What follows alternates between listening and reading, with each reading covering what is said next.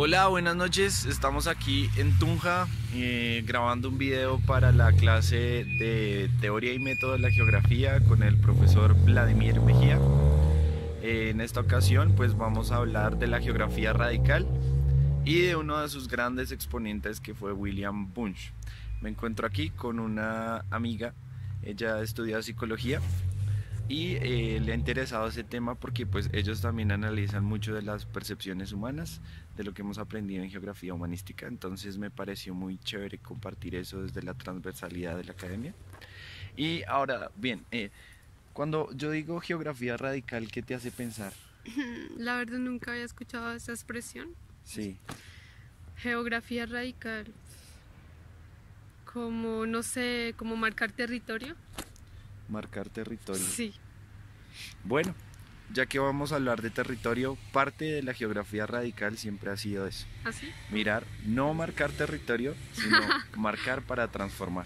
¿Y tú cómo crees que sería transformar las sociedades con la geografía? ¿Cómo crees que se podría hacer? Con la geografía, bueno, con la cultura. Bueno, ¿y cómo sería la geografía y la cultura? Bueno, ya que pues hay culturas diferentes en el tema geográfico, sea independientemente de un país o de un departamento, que a veces hay ciudades que marcan la diferencia. Entonces pues de ahí abarcaría todo lo cultural, digamos si tienen algunas cosas parecidas con respecto a la cultura, tradiciones y así. Etcétera. Ah, bueno. Pues mira, imagínate que en Estados Unidos, por allá en 1970, cuando te digo 1970, ¿qué contexto se te viene a la mente? Después de... ¿Es como antes o después de la Segunda Guerra Mundial? ¿O Después. estaban después de la Segunda Guerra Mundial? 1970. 1970. Sí. ¿Cómo crees que era el mundo de las ideas en ese entonces? Yo creo que estaban muy controladas, porque pues según de lo que se me viene a la mente, no te dejaban expresarte como tal, tenías que expresarte según el partido político o la política que había en ese entonces. En Colombia. En ideas. Estamos hablando de Colombia. No, estás hablando de Colombia. No, en general. ¿En general? Sí, claro. Bueno, pues digamos, resulta que... los nazis, todo eso. Las guerras. Las guerras. Por ejemplo, era miedoso decir de dónde eras. Digamos, si eras judío. Muchas veces, bueno, aquí estamos hablando de 1970, o sea, ya no tiene nada que ver con guerras mundiales como tal, porque ya se habían creado organismos pues para controlar todas esas ideas supremacistas y en efecto pues uno de los campos fue la ONU. Pero digamos que en el ambiente juvenil también había un despertar ¿en qué? En el sentido del pacifismo y de las ideas que ya no miraban un estado superior a otro o algo así, sino más en libertades. Entonces ahí empieza el papel de la mujer, de los hippies, el movimiento de libre pensamiento en muchas universidades y en el contexto pues de esa época.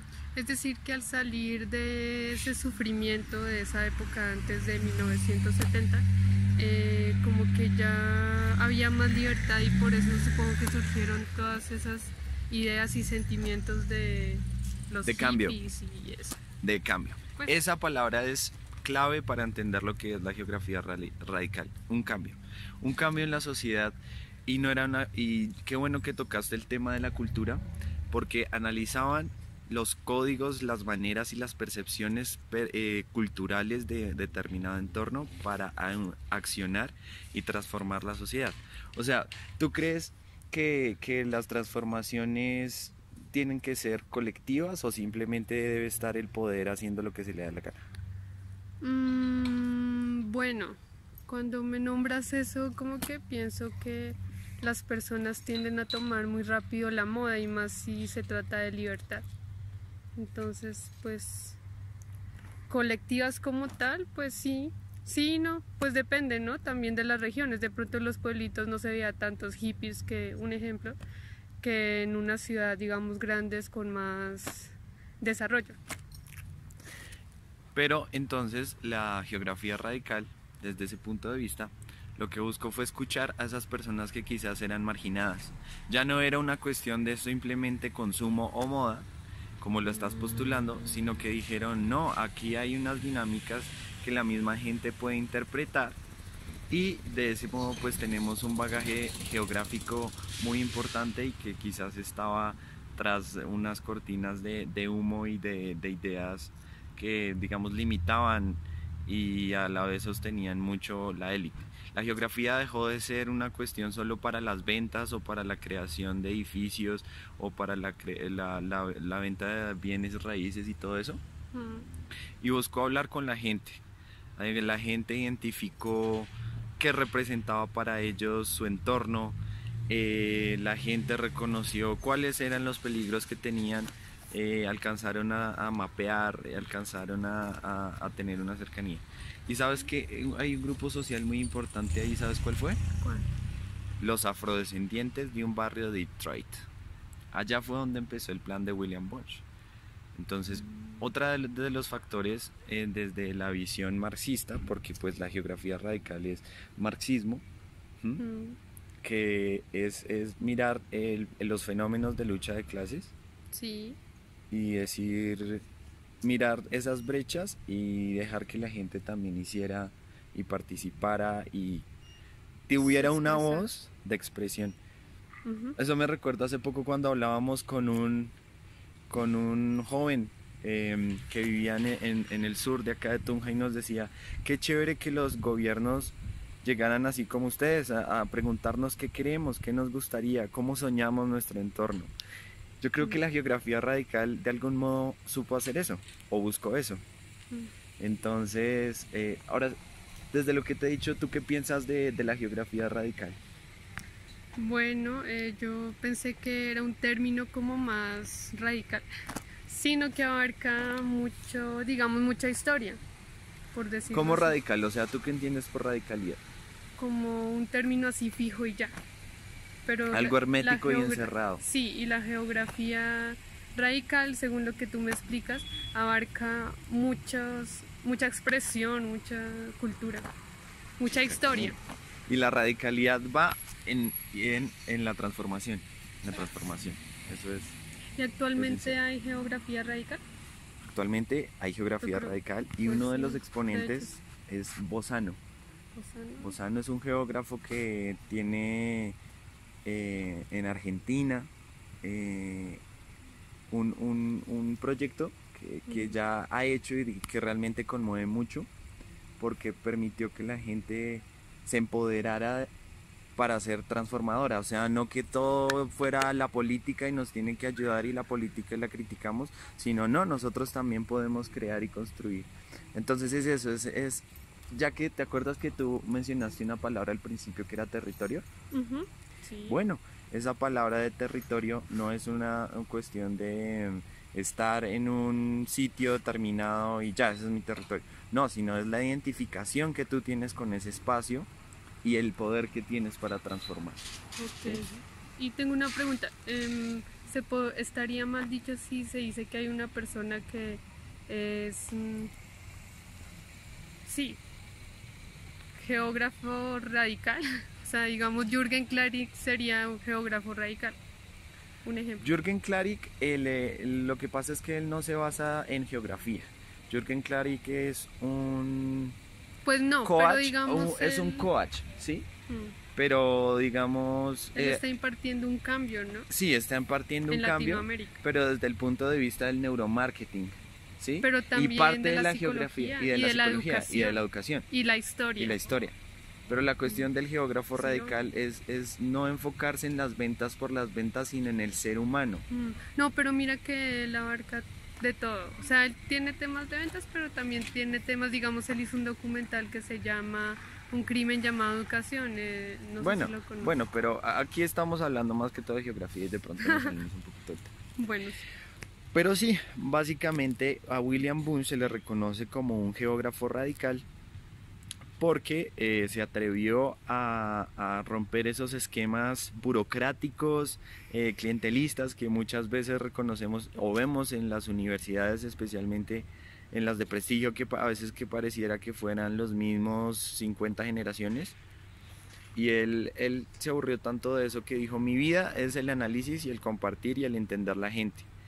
Y una de las maneras que extremistas ahí sí, que de pronto irían con la palabra radical, fue que quiso romper todos esos esquemas para irse de taxista después de que lo exiliaron, porque como era marxista, entonces en esa época, claro, los Estados Unidos hizo gran persecución a los científicos, bueno, a los intelectuales marxistas de esa época, y los tenía como una especie de lista negra. ¿Sí? Y sabes que una de las cosas, un medio de propaganda, ¿cuál fue? No ¿Qué sé. te imaginas? La libertad de expresión. No, un medio de comunicación donde él hacía todas sus ideas con sus colegas geógrafos. ¿Publicidad? No, en una revista, Bunch nació en Estados Unidos. ¿De casualidad era afro? No, fíjate, era blanco. Era blanco, sino que él dentro de lo que aprendió de Marx y todo eso con su compañero Harvey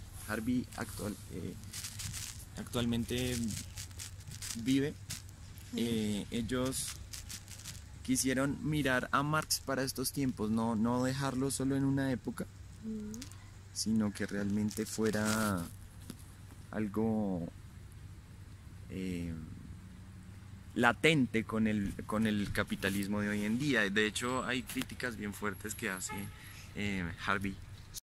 Si tú fueras una geógrafa radical, ¿cómo harías esa investigación con la gente? Hablando con ellos. ¿Y en dónde? Pero también investigando sobre la educación que les están dando. Porque de ahí pues pienso que parte mucho de sus habilidades, talentos, pensamientos, conocimientos. Y fíjate que es bien interesante que lo digas, porque Bunch buscó que la gente también aprendiera a cartografiar, que también aprendiera y tuvieran conocimientos, porque obviamente está la palabra constante de que el conocimiento es poder, y en ese sentido pues sí, ellos se empoderaron de su territorio con esos conocimientos y pudieron marcar la diferencia, o sea, lograron ser sus propios arquitectos de lo que querían en su entorno. ¿Ves? Pero porque ellos, porque quisieron ser diferentes y comenzar a hablar de esos temas, ¿qué los llevó a realizar esos actos? La idea de que la geografía no se quedara solo para vender, porque había la crítica de que la geografía realmente era un modo de analizar territorios para colonizarlos, para conquistarlos, para mirar, o sea, actualmente pasa. Digamos, ahí las dichosas exploraciones geográficas muchas veces también hacen levantamientos y miran qué recursos se pueden robar o sacar provecho y cómo, y entonces de pronto formulan guerras o cosas así, que en el fondo es eso, querer esos recursos. Entonces yo creo que ante esa preocupación, Harvey, Bunge dijeron no, hasta acá, y ahí empezaron a formular eso, estar con la gente y hacer, bueno, el término real de eso se llamó la investigación participativa. Suena muy diferente, pero realmente que no era una cuestión de solo las aulas, los libros y los comentarios, sino la calle, la gente, las dinámicas, los espacios libres, sí, abiertos, públicos, lo público, etcétera, etcétera. ¿A qué se dedica? Supongo yo, ¿no? ¿A qué se dedicaban las personas en sus tiempos libres? Eso también. Sí, totalmente. Incluso analizar esos comportamientos. Tú que estudias psicología, él veía la relación del entorno como también era una manifestación de los problemas. Sí, tiene mucho sentido. Los problemas que enfrentaban en el barrio Fitzgerald, donde Bunch hizo la investigación en Detroit, era de alcoholismo, maltrato intrafamiliar, ¿sí? Y a veces donde jugaban los niños era un lugar que prácticamente los tenía bajo el riesgo de la muerte por el peligro de los carros y bueno, él trató también de eso, de que los niños tuvieran lugares donde jugar, donde ser, donde divertirse, porque a la final eso hace parte de ser humano. ¿Mm?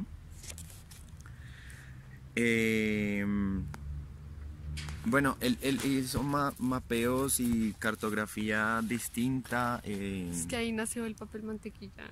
Mentira, es broma. Y se dio cuenta que el arte de la calle también es una forma de mapeo. Hay códigos que la gente establece. O sea, no es un ejemplo chimbo, pero el hecho de colgar zapatos y que eso fuera de drogas o cosas así, primero muestra una problemática social, pero también habla de una elaboración de códigos y eso fue lo que él también quiso analizar. ¿Mm? O sea, realmente no era una cuestión convencional, sino ir a eso, al cambio. Y no era, o sea, la idea realmente era buscar la cooperación entre los investigadores sin intentar estar lamiendo, bueno, en un término coloquial, lambiéndole al poder estatal o administrativo, ¿sí? Entonces, eso fue, digamos, el hecho de no quedarse en los típicos lugares, sino ir a lo marginado, a lo explotado, a lo diferente, a lo distinto, ¿sí? Bueno, y por último, uno de los grandes impactos que tuvo esa geografía fue que en el periodismo trató de tenerlo en cuenta. Esa geografía radical, sí, hubo modos de hacer investigación que planteó Bunge, o Bunge, bueno, creo que es Bunge, pero digamos que en una terminología inglesa yo digo Bunge. Ah. En fin, es el mismo gran nombre. Y los periodistas en la guerra de Irak y en guerras, digamos, que en efecto muestran esa brecha entre el poder y la gente que lo sufre, fue, digamos, un plus que le dio al periodismo y los periodistas realmente lo agradecen. Bueno, finalmente, ¿qué conclusión sacas de esta conversación? No sé, que quizá de pronto por hacer esa clase de actividades con la geografía radical, si se hacen unas buenas investigaciones o un buen, o sea, llamar a las personas, digamos, a ese sentido de la geografía radical, se podrían solucionar muchas cosas. Ya sea a nivel social o a nivel cultural o a nivel de recuperar la historia o valorar la historia o las cosas que se han perdido. Y sobre todo, recordar que somos parte de la transformación social como cada individuo.